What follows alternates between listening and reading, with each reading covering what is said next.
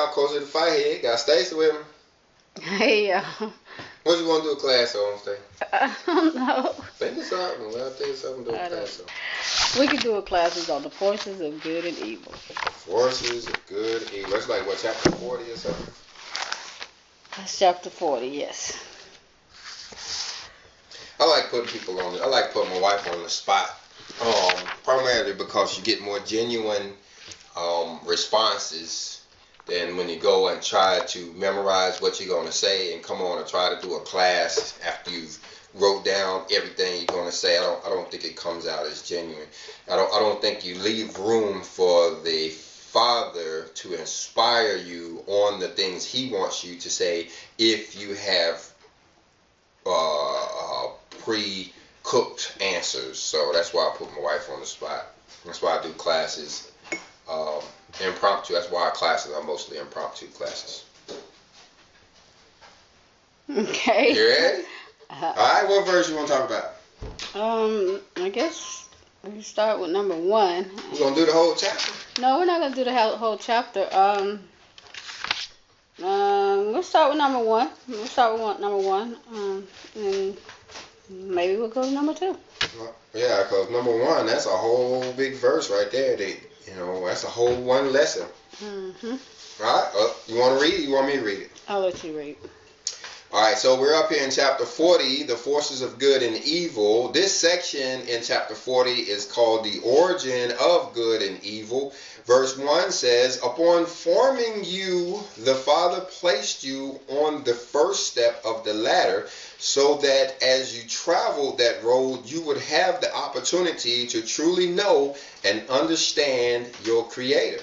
Well, what would you say when he says on the first ladder? Well, you remember that he's talking about Jacob's ladder, right? We hear about that ladder in the Third Testament of the Bible, and just like a lot of knowledge that we get out of the Third Testament of the Bible, it helps us to understand what we learned back there in the Old Testament. And so when Jacob had that dream about the angels descending and ascending up and down this ladder, the interpretation of that dream was that was mankind and how we have to go up this ladder in order to get closer to the Father. And so what he's talking about here is how we are on the first step. We find that out in the Third Testament of the Bible, that we're actually on the first rung. At least most of us are down here on planet Earth, walking around as humans. We're still on the first rung of this ladder. Okay. There's some of us that's higher. There's some people who are what they call elevated spirits, who basically have come back to help humanity. They have actually gone on to get on the higher rungs of the ladder, but the majority of us are still on the first ladder. You know how we get off the first ladder? Have to get off the first rung? What would you say? What does it say? The scripture says by learning how to live within the law. Okay. All right. Learning to live within the law is basically the first rung of this ladder. Yeah. And as human beings, if we don't live within the law or learn to live within His law given to Moses, then we will actually be reincarnated back here and given another chance to do so. Yeah, each step on the ladder is a step that's moving closer to the Father, going back to where we originally came from. So as we go up to the first step of the ladder, you call it a rung? Yeah. So yeah. Go ahead. As we go up the first rung, the first step is our obedience to the law. And as we go up and up and up, it gets us closer to the Father. The ladder would be like the path to get to Him. Yeah, and so we don't really know what's on the next ladder rungs as we go up, but we do know what we have to improve every time. But let's go on. He says, yet few began the journey of ascent from the first step. Most gathered in disobedience and rebellion, making poor use of the gift of freedom and ignoring the dictates of the conscience, allowed themselves to be dominated by the material in order to create through their vibrations a force, that of evil, and to dig an abyss toward which their influence dragged their brothers. They began a desperate battle between their weaknesses and perversities and their yearning for elevation and purity. Okay, going back to where it said most gathered in disobedience and rebellion. Well, before that it says, yet few began the journey of ascent from the first step. So that's saying that very few people took the first step. Yeah. And we're saying that the first step is the obedience to the law. Yeah. And it's saying very few people took that first step. Yeah, most people haven't taken that first step. Yeah. Well, you want to go ahead? Go ahead. Well, the thing is, okay, there's a lot of reasons for this. Number one is the scriptural text wasn't available for us to even see what the law was about until 1611. We didn't have the law. The scripture was not in a form like it is now that everybody has a Bible in their house and they can read about this thing every day. Back then, the only time that you heard about the law was during the feast days or the Sabbath days, if you happen to make your way back to the temple there in Jerusalem. That was the only time you got to hear about it. So are you saying that the reason for people not knowing the law is because they didn't have the law there in their face? They didn't have it written down. Now I know you're going to refer to the conscience and saying that they had their conscience to go by, but that's another subject. They didn't have the law written down. They didn't have the law written down in a form that you can go to it, open it up, read what it says until the year 1611, about 500 years ago. So they do have the law now, and yet they're still following. I say that they are following it less than the people did back then. That takes me to the second reason why I believe people don't have the law is because, okay, you were given the Bible in 1611, but all the way back in about 311, you had a distorted form of religion through way of a guy named Constantine that came in and distorted the truth and told you that you was not supposed to follow the law, and you've been hearing that through our churches ever since. Most churches that you go to, even to this day, frown upon the law and tell you that you're not supposed to be following the law. Yeah, where it says most gathered in disobedience, which we know is refusing to obey the law, and rebellion, which is when you rebel, you refuse to obey the laws and different authority and stuff like that. So people today are being disobedient. They're being rebellious, and therefore they're not making that first step up the ladder. Yeah. And they won't make that first step up the ladder. A lot of people are going to die believing that the law is antiquated, that we no longer have to do it.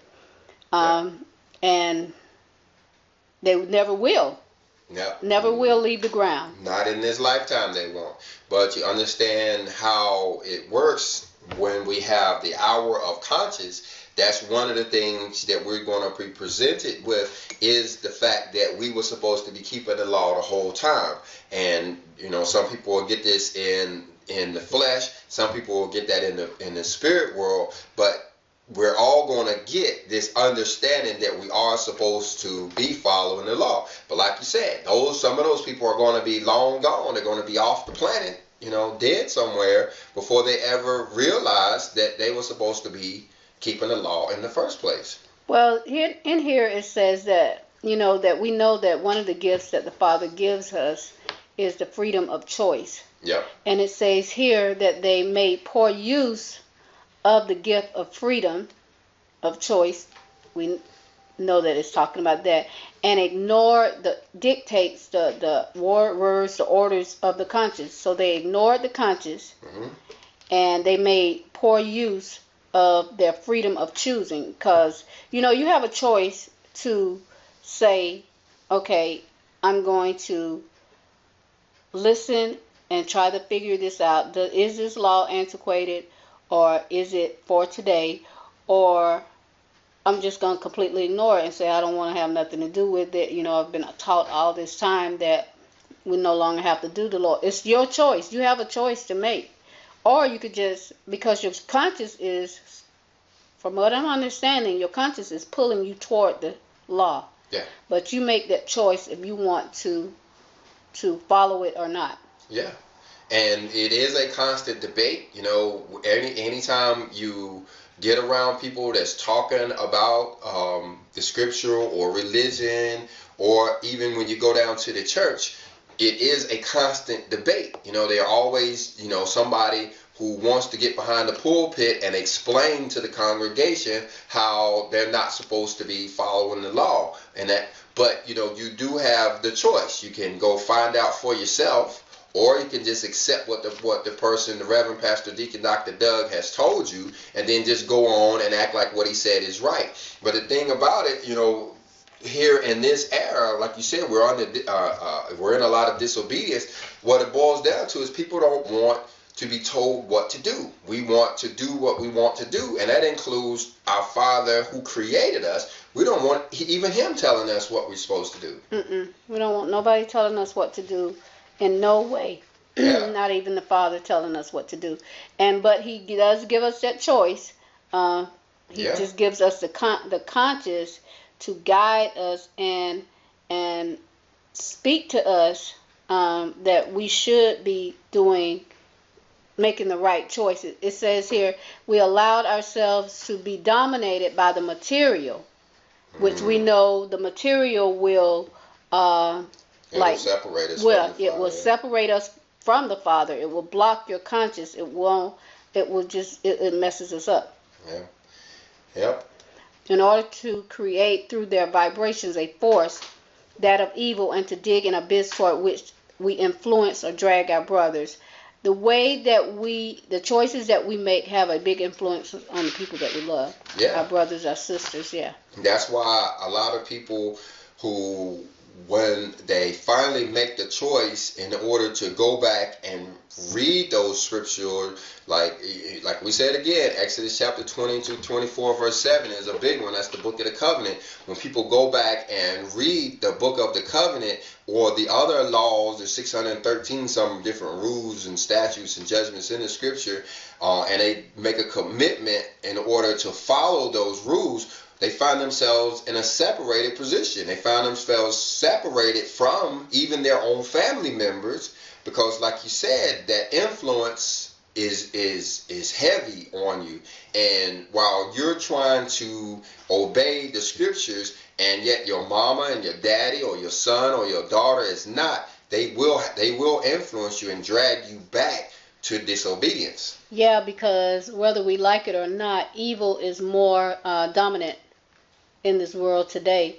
But what would you say, you know, as followers, as teachers of the Bible, of Scripture, you know, it's, I guess, our job to lead, direct, guide, you know, our brothers and sisters. So what would you say is one thing that you would say to help the people, to direct, to guide them into making that first step to get off the ground, into making that step toward going to the law, toward well, the first law. step is to believe the scripture. Let me jump over here to the King James Version. And like I said at the beginning, we don't like to have preloaded answers, so I don't have this one locked and loaded. But let me come all the way up here to the book of Matthew.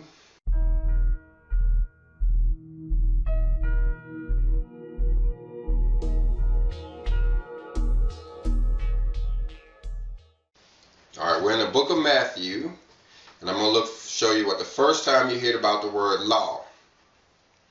This is the first time you hear about the word law in the New Testament, and we recognize the law to mean what? The instructions. Instructions, or Torah, and maybe we'd be better off if somebody had said the instructions, because you look right here in verse 17 of chapter 5, it says, "Think not that I have come to destroy the law or the prophets. I am not come to destroy, but to fulfill. And this is the Father talking, or the Messiah talking here, telling people that he didn't come to do away with the law. Even though you hear that often, people saying that we're not supposed to be keeping the law, this is the Messiah talking, and this is the first time the word law comes out in those red letters in our Bible, and it's saying, no, I didn't come to get rid of the law. He came to fulfill the law, meaning he came to show us how the law is supposed to work, how we're supposed to live within this law. And you look right here, 18, he says, for verily I say unto you, till heaven and earth pass, one jot or one tittle shall in no wise pass from the law till all is fulfilled. So I think the very first thing for people to help people to get on the right path to becoming or having a desire to become obedient to the law is realizing that we are supposed to. You are supposed to. Yeah, you got to believe. I think that was my first realization, is that when we, I was sort of ordered to read these words again, and so you start looking at, well, what does abolish really mean? What does destroy really mean? And what does fulfill? I think that was my big one. What does fulfill really mean?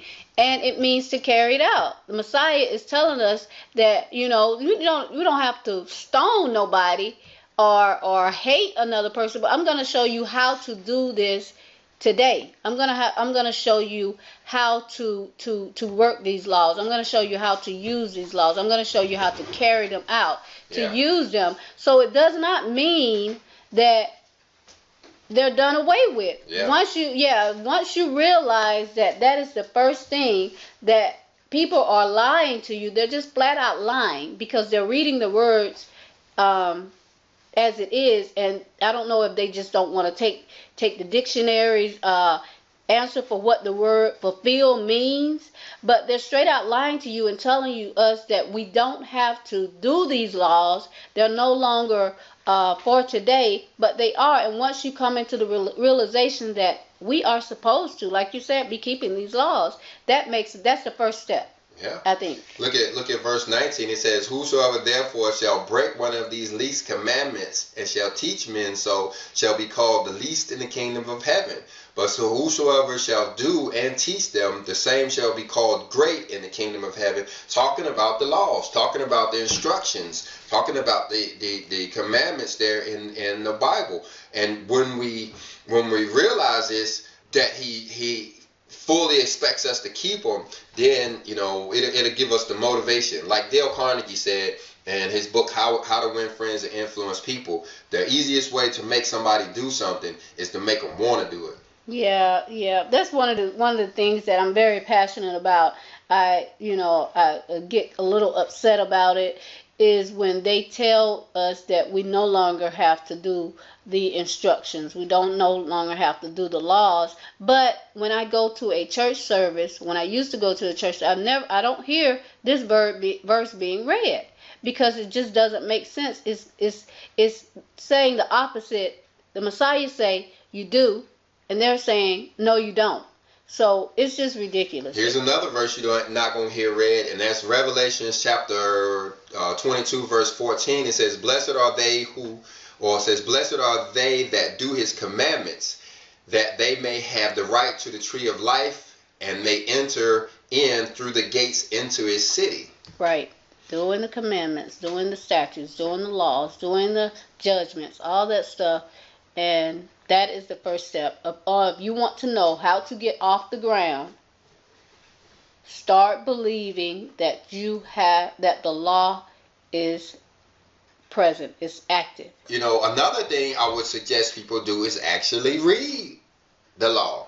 I'm going to say this, I think the third or the fourth time in this video, is Exodus chapter 20 through 24 verse 7 is the book of the covenant, which is which has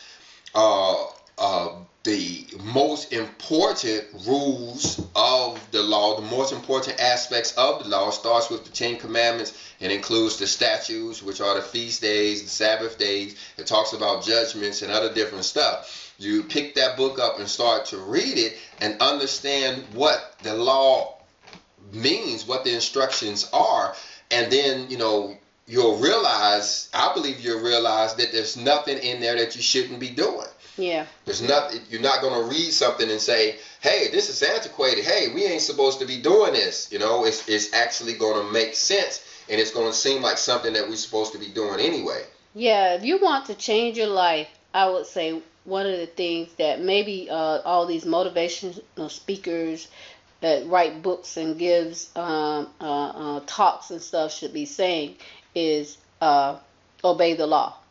It will definitely change your way of thinking. It will change your life, and it's just something that has to be done in order to ascend back to the Father. In order for us to be returned to our origin, we have to get this first step. You can't go up the ladder without making that first step. All right, now this is a whole book you don't hear talked about in the scripture, and that's the epistle of John, or the first epistle of John. You don't really hear about those short books in the back of the Bible read, like James and Jude and all of those, because they are talking about how we are supposed to be keeping the scripture. Look down here at verse 4 of chapter 2. It says, "He that saith, I know him, and keepeth not his commandments, is a liar, and the truth is not in him." Mm-hmm. So if we ain't obeying the commandments, then you're a liar. Right. And so, at least if you say you know the Father, those who will get up in front of you and say you're not supposed to be keeping the commandments, you're not supposed to be keeping the rules, the instructions or whatever, and they act like they know the Father, they're actually lying to you. Like you said, they're lying to you. They're simply lying to you. Yeah, here in the Third Testament, he says that there are many people, Christians, people are saying that I'm a follower of Christ. But if you walk up to the average Christian, per se, and say, what is the doctrines of Christ? They don't know. What is the doctrine? I don't know. What is the teachings of Christ? Well, they don't know. Most of us don't even know what the word Christ means. Right. Mm-hmm. Yeah. We don't even know that the word Christ means messenger. Right. Right. And then, when we come over here and you look at chapter 24, in the book of Matthew, he says, "For many shall come in my name, saying, I am Christ, and shall deceive many." So what that verse is saying is there are many people who are going to come and say that they are a messenger, and then they're going to deceive people because they're giving a false message, that they're not teaching what the Messiah taught us. Yeah, and what the message that the Messiah taught us from the beginning of Scripture, from Matthew to Revelations, from Genesis to Revelations, even the hidden books and everything, not once is it not talking about following the instructions, following the law. Yeah. Every book, every single book is talking about following the law. And we're stressing the law because that is the first step. Getting off the ground and returning to our origin, being in relations with the Father, becoming spiritualized. The first step is following the law.